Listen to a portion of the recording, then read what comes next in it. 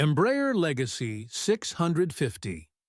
If you've ever stepped off a red-eye and thought, there has to be a better way to cross an ocean without feeling like luggage, meet the business jet that quietly turned airline DNA into a private three-zone sanctuary.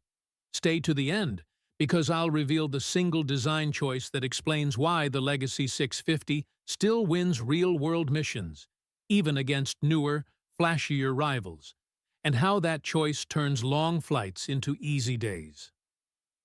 Overview: the Embraer Legacy 650 is the long-legs evolution of the Legacy 600, itself derived from Embraer's proven regional jet platform.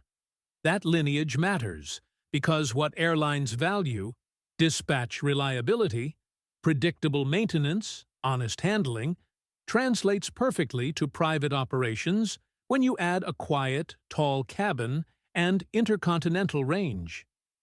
On the ramp, the airplane looks purposeful rather than theatrical, proportioned like a classic large jet, high stance, confident wing sweep, and a cabin cross-section that reads, "Walk in, not crouch in." Inside, it delivers a genuine three-zone living space with a full-time galley and a baggage area you can access in flight. Up front, the cockpit philosophy is modern and clean, with avionics that reduce mental noise on the busiest days. The mission is simple: long-range comfort without the cost footprint of a heavy, ultra-long-range flagship. In practice, that means New York to Western Europe under friendly winds, U.S. coast to coast, any day of the week, deep South America with smart fuel planning, and the kind of off-the-clock evenings where the cabin still feels like a place you want to be. It was never designed to win a brochure top-speed race. It was designed to win Tuesday. Key features in real life. The first thing frequent flyers notice is how much the space breathes. 6 feet of stand-up height, almost 7 feet of width, and about 50 feet of cabin length let you split the day into zones without stepping on each other's to-do list. Forward club for work, mid-cabin for meals and calls, aft lounge or divan for naps. Each area feels like its own room because the cross-section cooperates. The cabin noise profile is calm, the temperature control is steady, and the lighting layers are flattering instead of fluorescent. Wi-Fi, power, and stowage show up where your hands go naturally, not where a catalog thought they might. My favorite, how did we live without this detail, is the in-flight accessible baggage compartment. When the sweater you need is always in the bag you didn't plan ahead for, you'll bless that door. Up front, the avionics story is quietly confident. The 650's Honeywell Primus Elite glass gives crews the picture they need without making them dig for it. The 650E refresh added standard autothrottles and modern niceties that reduce workload further, especially in weather or on busy arrivals. The airplane's body language on short final is honest, stable, predictable, and the brakes don't make every light airplane behind you wait out a performance art piece. Translation for passengers: smooth approaches feel intentional because they are. Key specifications you can feel. Numbers only matter when they become feelings, so let's ground them in reality. The Legacy 650's airframe measures roughly 86 feet long, with a wingspan near 69.5 feet and a tail just under 22 feet high. In the cabin, you get about 6 feet of stand-up height, 6 feet 11 inches of width, and just shy of 50 feet of usable length, capped by a generous, in-flight accessible baggage bay that swallows family-size luggage without making you triage at the door. Typical seating runs 12 or 13 depending on galley and divan choices, but the magic is how those seats live. Club spacing that doesn't squeeze shoulders, a real table you can actually work on, and an aft space that behaves like a quiet room when someone needs to reset between meetings. Under the cowlings live two Rolls-Royce AE 3007A2 turbofans, descendants of engines that built their reputation in high-cycle airline service. They don't try to impress you with exotic claims. They impress you by starting, climbing, cruising, and bringing you home with minimal drama. Block fuel is reasonable for the class, climb performance is unflustered, and the sound inside the cabin is more hushed office than white noise machine turned to 11. Performance, range, and why the numbers add up. This airplane's calling card is how it strings together real routes without turning the schedule into a Sudoku puzzle. The long-range profile sits at about 3,900 nautical miles, with 4 on board and NBAA reserves, and even with 8, you're still seeing mid-3,800s when winds behave. That covers East Coast to Western Europe with confidence, puts deep Latin America firmly on the menu, and makes continent-to-continent commuting feel like a routine instead of a stunt. Cruise lives around Mach 0.78 to 0.80, call it roughly 460 knots true, and the service ceiling takes you to the low 40s, where the ride often smooths out and the fuel burn settles into its best mood. What I appreciate most is the lack of theatrics. You won't see vanity top-end numbers you'll never use. You will see a jet that carries a real cabin the distance you actually fly, day after day. The way it holds speed in the mid-70s to 80 band without begging for your attention keeps crews ahead of the airplane and passengers ahead of their jet lag. And yes, the joke in my notes says, this aisle is not a treadmill, because the flat, even floor means you arrive at the galley with coffee still in the cup. Priorities: cabin experience and the arrive fresh effect. If you only ever remember one thing about the 650, remember that the geometry is on your side.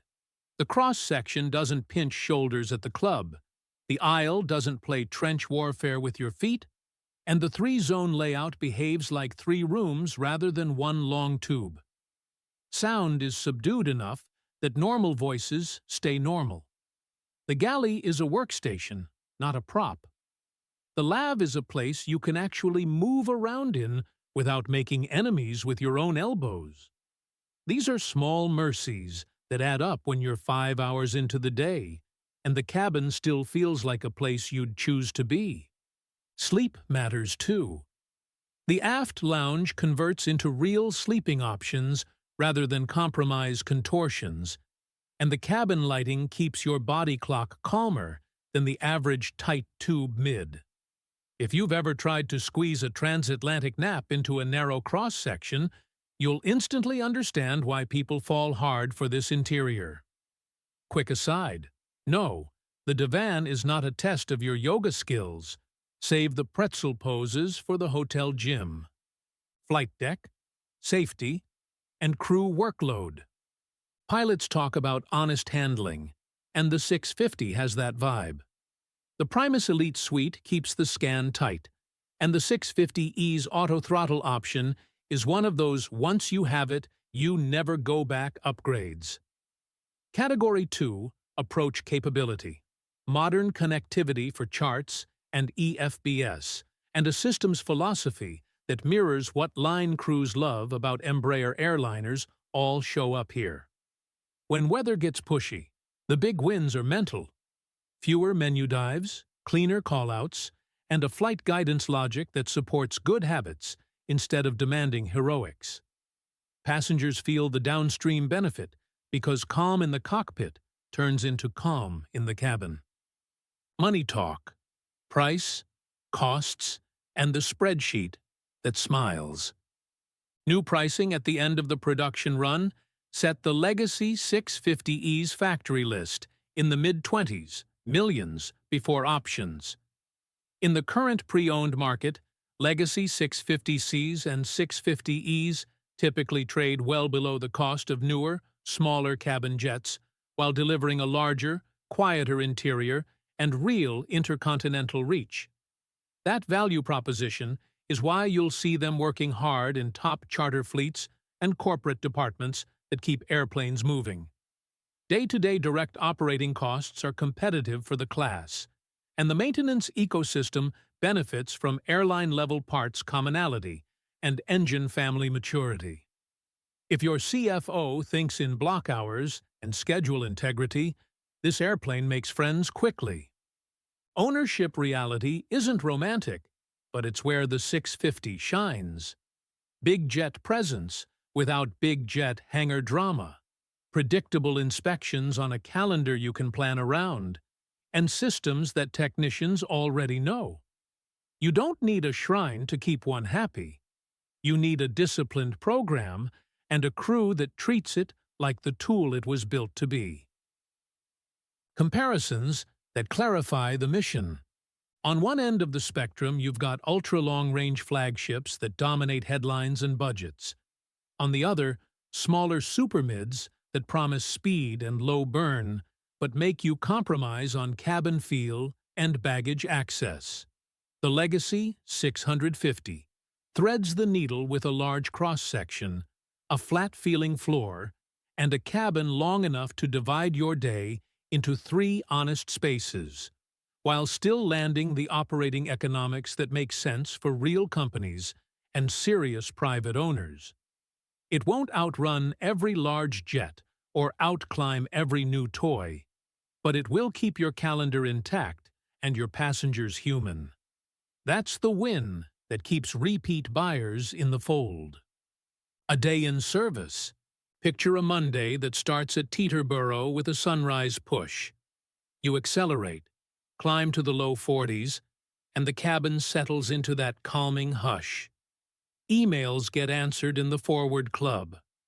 A mid-cabin lunch doesn't feel like a balancing act. Someone crashes out in the aft lounge and actually sleeps. By late afternoon, you're over Ireland, descending on profile like you rehearsed it. The airplane feels unhurried because no one inside had to wrestle for space or shout to be heard. On the turn, you tap the baggage compartment in flight for a jacket without halting the cabin. It's an oddly luxurious feeling when an airplane makes a long day feel like you cheated time. My take. I spend my life around spec sheets, and I've learned to respect machines that turn numbers into feelings. The Legacy 650 is one of those airplanes. It doesn't try to win your heart with marketing fireworks. It wins it with the quiet confidence of geometry that works, engines that show up, and a cabin that stays civilized when the day gets long. If you want Instagram bragging rights, there are louder choices. If you want to walk off a 6-hour leg ready to do real life, this is the shortlist pick. And yes, I would happily trade my gym membership for the right to use that aft lounge as a nap studio a few times a week. Kidding. Mostly. Key specifications. Think in round numbers you can quote to friends without a spreadsheet. Length about 86 feet, wingspan about 69.5, height around 22. Cabin stands 6 feet tall, almost 7 feet wide, and nearly 50 feet long, with a generous baggage bay you can access in flight. Typical seats, an honest 12 or 13. Engines, twin Rolls-Royce AE 3007A2 turbofans. Long-range profile around 3,900 nautical miles under standard business aviation planning rules. Cruise in the neighborhood of Mach 0.78 to 0.80, roughly 460 knots true, at a service ceiling that tops out near 41,000 feet. The rest of the story is the quiet, steady temperatures, low vibration, and a noise floor that makes conversations sound human. Final reveal. You waited for the design choice that explains the 650's staying power? Here it is. The airliner-derived cross-section, married to a 3-zone, long, flat-feeling cabin with in-flight accessible baggage. That geometry turns range into quality time, speed into productivity, and long days into decent evenings.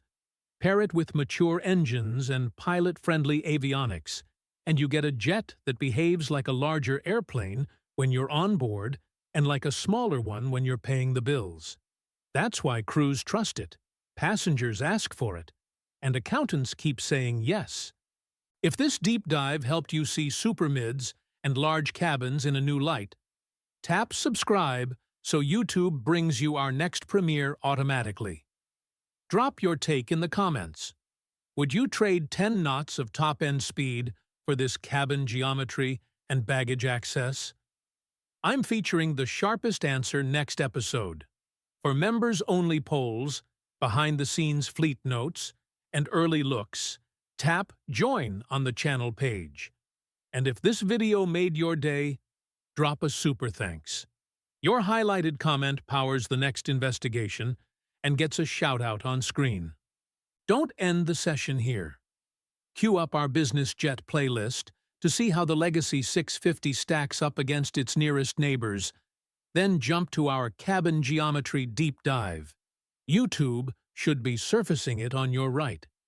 I'll meet you there.